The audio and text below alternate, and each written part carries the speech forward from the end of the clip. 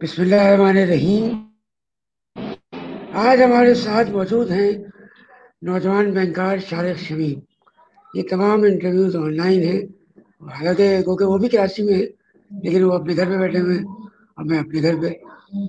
نوجوان بینکار شارق شمیم آج ہمارے ساتھ لائن پہ موجود ہیں.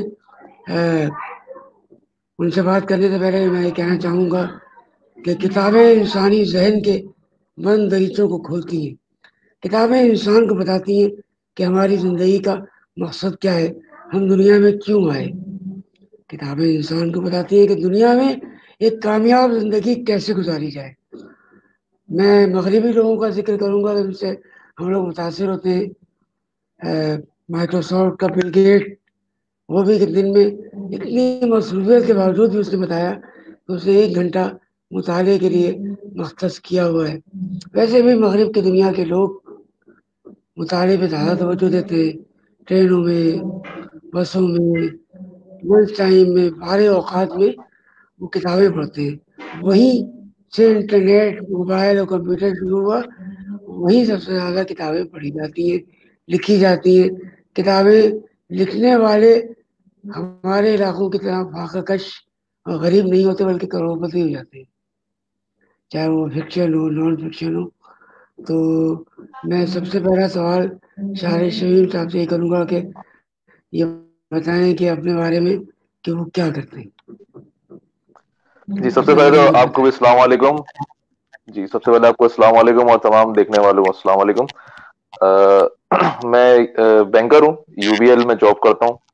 تعلیمی بیک گراؤنڈ جو میرا ہے، میں نے ماسٹرز کیا بینکنگ اینڈ فائنانس میں institute of business and technology سے، اور ابھی میں اس وقت U B L head office میں ہوتا ہوں as a manager A D C operation team lead ہوں میں.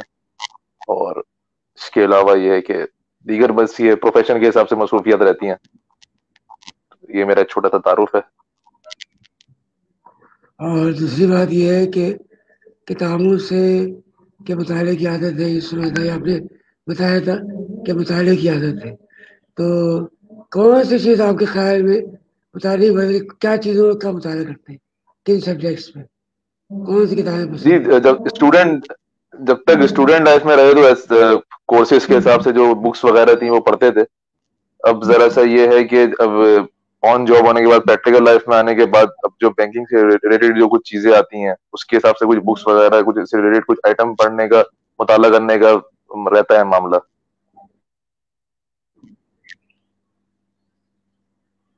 ٹھیک ہے. ہم لوگوں نے ملک میں کتابوں کے مطالعے کے فروغ اور کتابوں کے شوق میں اضافے کے لیے ادارہ علم دوست کے نام سے 1 سال پہلے کام شروع کیا تھا.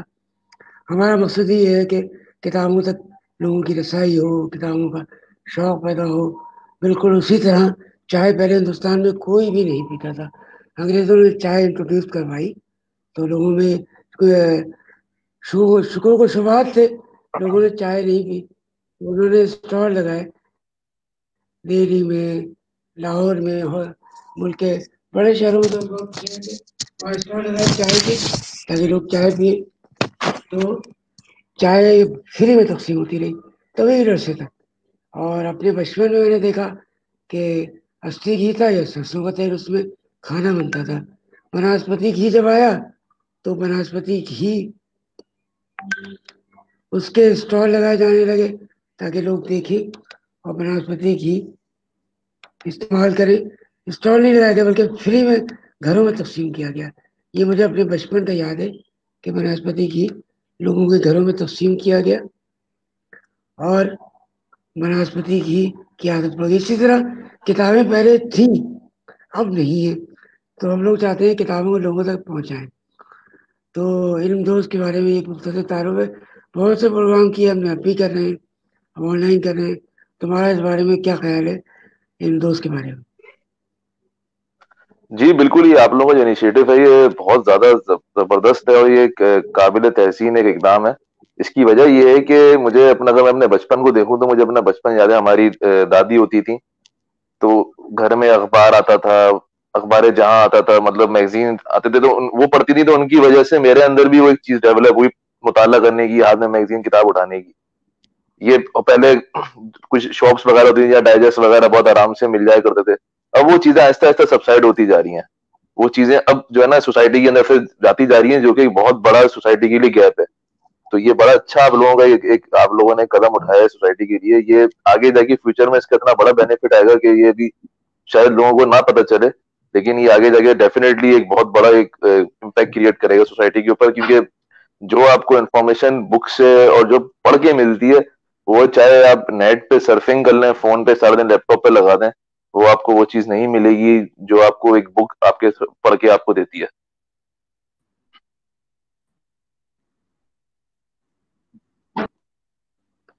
بالکل صحیح کہا. تجربہ تو ہمارا بھی رہا ہے کہ کتاب جو ہے جو کچھ دیتی ہے آپ کو وہ کہیں سے بھی نہیں ملتا. اور کوشش شروع میں یہ کی ہے کہ اصل کاغذ کی کتاب بھی ہو اور PDF بکس بھی ہو. کیونکہ ایک اور بات یہ ہے کہ بچہ جب ہوش سنبھالتا ہے تو گھر میں ٹیلی ویژن ہے, کمپیوٹر ہے, ٹیب ہے, موبائل ہے, اسی میں ہوش سنبھالتا ہے. ذرا بڑا ہوتا ہے تو پیرنٹس اس کو موبائل لے کے دے دیتے ہیں, ہائی اسکول میں تو موبائل دے دیتے ہیں, تو جو ہے کتابوں کو دیکھ ہی نہیں پاتا.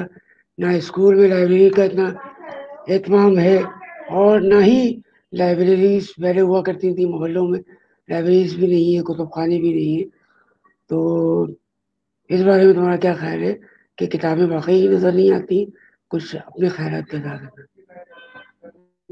جی ہاں, دیکھیں اس میں بالکل اس طریقے سے ہے کہ ڈیجیٹل ایج کے آنے کی وجہ سے کتابیں کچھ غائب یہاں سے ہماری معاشرے سے غائب بھی ہو گئی. دوسرا یہ کہ اس میں حکومت نے بھی اس طرح کا اس میں کوئی نہ خاص اس کے اوپر کوئی کام نہیں کیا. ہمارے ملک میں لائبریریز نہیں ہے, اتنا بڑا شہر ہے کراچی ہے. میں آج کل آفس جاتے دیکھتا ہوں کہ میٹرو پول پہ انہوں نے ایک ہسٹری لائبریری کے نام سے ایک چیز تو بنائی ہے, لیکن وہاں پہ مجھے کوئی مطالعہ کرتے ہوئے نظر نہیں آتا ہے.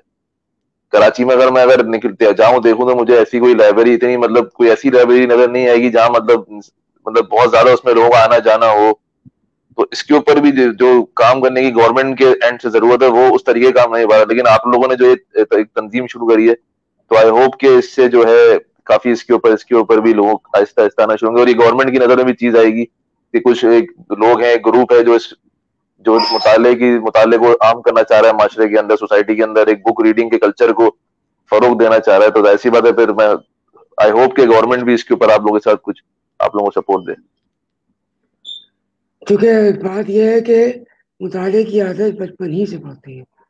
بڑے لوگوں کو بھی دلوائی جا جی جی سکتی ہے, عادت ڈال سکتے ہیں, لیکن مشکل ہوتا ہے جب بچے, جیسے تم نے خود کہا کہ بچپن میں اخبار جہاں وغیرہ دیکھتے تھے تو شوق ہوا, تو ہم لوگوں کا بھی خیال ہے کہ نوجوانوں کو طرف بڑھا جائے.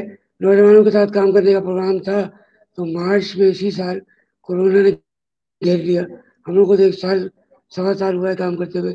پھر دوبارہ شروع کیا تھا ستمبر اکتوبر میں, تو پھر کورونا نے ملک کو اور دنیا کو اپنی لپیٹ میں لے لیا. تو تمہارا کیا خیال ہے اگر نوجوانوں میں آن لائن پروگرام کیے جائیں؟ ہمارے ذہن میں ایک کوئز پروگرام,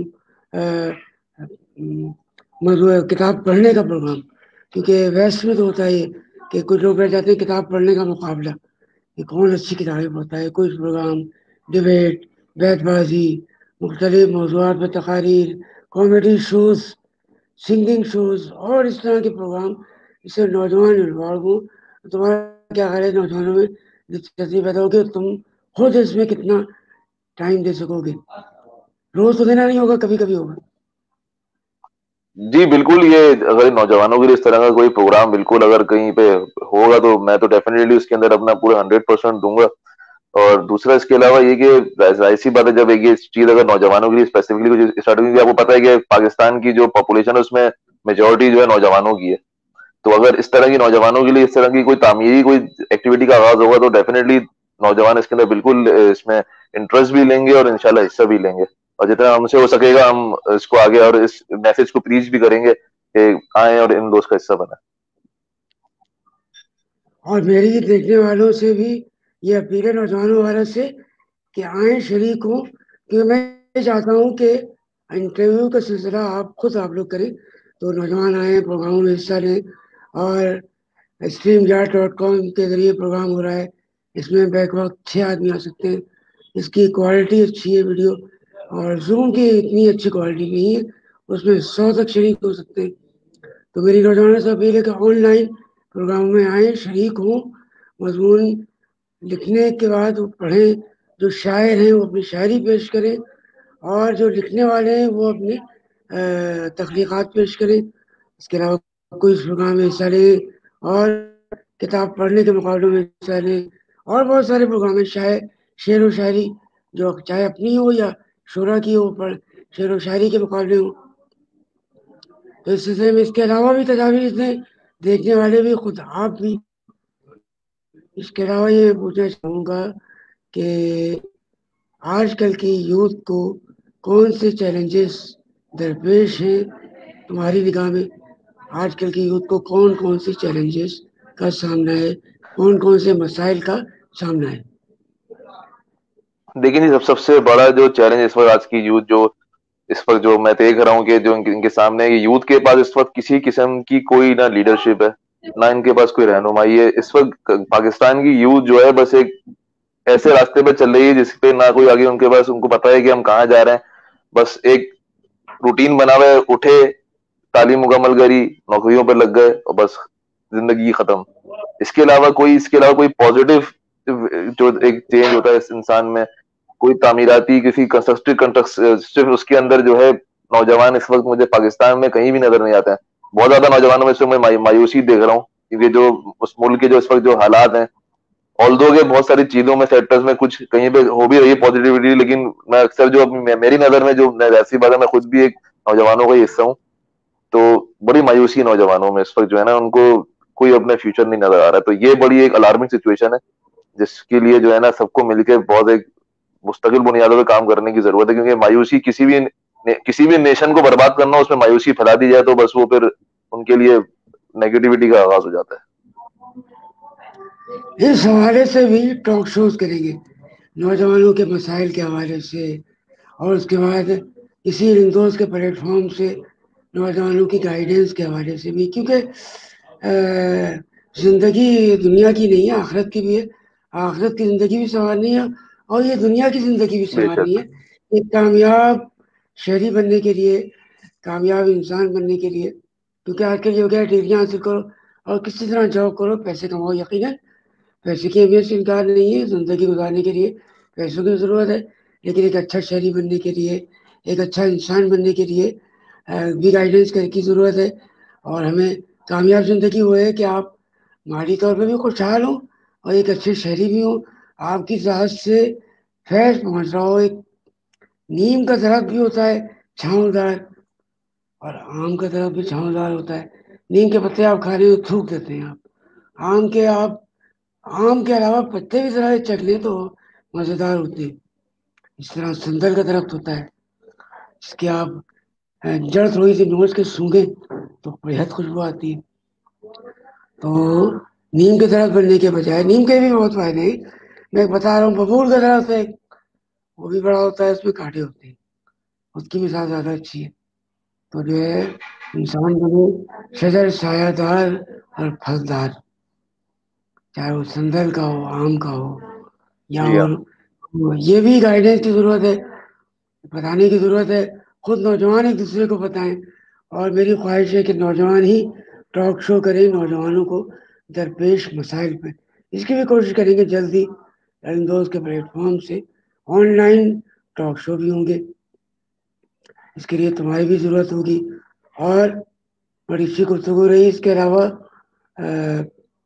کچھ اور کہنا چاہو تو یہ مائک حاضر ہے, بول سکتے ہو, کچھ اور بات ذہن میں آئی ہو.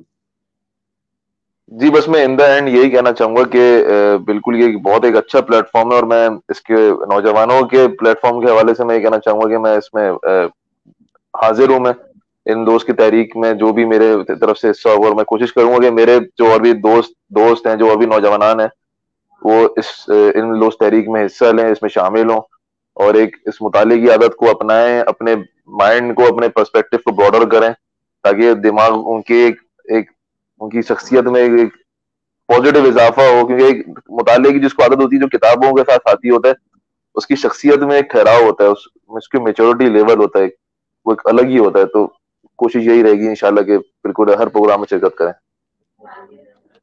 اور کوشش ہوگی کہ نوجوانوں کے لیے دلچسپ پروگرام ہو, کیونکہ یہی مقصد نہیں ہے کہ صرف کتابیں پڑھیں بلکہ دوسروں کو بھی بتائیں کہ کتاب کی کتنی اہمیت ہے، کتاب ہے کیا. تو جو ہے ابھی تو ظاہر کورونا نہیں ختم ہوگا تو انشاءاللہ صبح کے ٹائم لائبریریز میں، مختلف یونیورسٹیز کی لائبریری میں پروگرام کریں گے، کوئی پروگرام، ڈبیٹ پروگرام، کتابوں کے پڑھنے کے پروگرام، مختلف قسم کے شوز، ٹاک شوز. اور جیسے میں نے کہا کہ یہی کہ نوجوانوں کو مسائل کیا درپیش ہیں، ان کے اصل مسائل کیا ہیں. اور مختلف سیاسی تنظیموں نے کافی عرصے تک نوجوانوں کو اپنے مقاصد کے لیے یوز کیا. کراچی شہر کی بربادی میں ان تحریکوں کا بھی بڑا حصہ ہے کہ انہوں نے نوجوانوں کو اپنے مقاصد کے لیے استعمال کیا.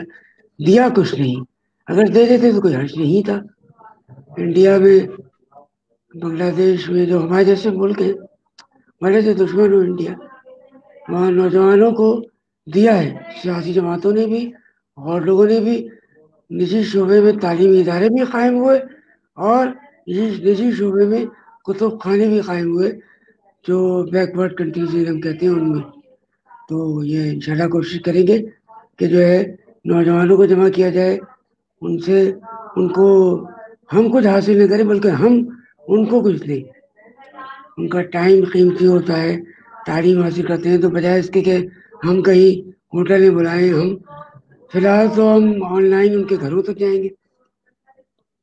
جب کورونا کا مسئلہ ختم ہوا تو تعلیمی اداروں تک جائیں گے تاکہ ان کی تعلیم برباد نہ ہو، بلکہ ان کے تعلیمی اداروں میں مختلف قسم کے جو میں نے پروگرام کہے وہ پروگرام کیے جائیں اور کچھ انٹرٹینمنٹ فیسٹیول وغیرہ بھی ہوں. مقصد یہ ہے کہ نوجوانوں کو جوڑا جائے اور ان کو یہ بتایا جائے کہ ایک کامیاب زندگی گزارنے کے لیے ڈگری حاصل کر کے جاب کرنا ضروری نہیں ہے، بلکہ اس جاب میں آگے بڑھنا، ایکسلنس شو کرنا، یہ ڈگری سے حاصل نہیں ہوگی بلکہ ایکسٹرا کریکولم ایکٹیویٹیز سے یا ہم نصابی سرگرمیوں سے حاصل ہوگی. تو جو یہ شو دیکھ رہے ہیں، یہ انٹرویو دیکھ رہے ہیں نوجوان یا بڑے لوگ، ان سے میں کہوں گا کہ وہ اپنا انٹرسٹ شو کریں. پہلے مرحلے میں انٹرویوز کر رہے ہیں، اس کے بعد ٹاک شوز ہوں گے، مختلف پروگرام جن کا میں نے ذکر کیا وہ ہوں گے اور یہ سلسلہ وسیع ہوتا جائے گا انشاءاللہ. اسی کے ساتھ انشاءاللہ میں سب سے اجازت چاہوں گا اور رخصت چاہوں گا. یہ تھے شارق شمیم ہمارے ساتھ لائن پہ، نوجوان بینکار، اور دوسرے لوگ بھی آتے رہیں گے رفتہ رفتہ. اور جو لوگ چاہتے ہیں انٹرویو دینا وہ آئیں اور بتائیں کہ وہ انٹرویو دینا چاہتے ہیں، اور فیس بک پہ ان باکس میں، اور جو لوگ واٹس ایپ پہ ایڈ ہیں واٹس ایپ پہ مجھے بتائیں، ان کے انٹرویو انشاءاللہ کریں گے اور یہ سلسلہ جاری رہے گا انشاءاللہ. اسی کے ساتھ اجازت چاہوں گا. اللہ حافظ.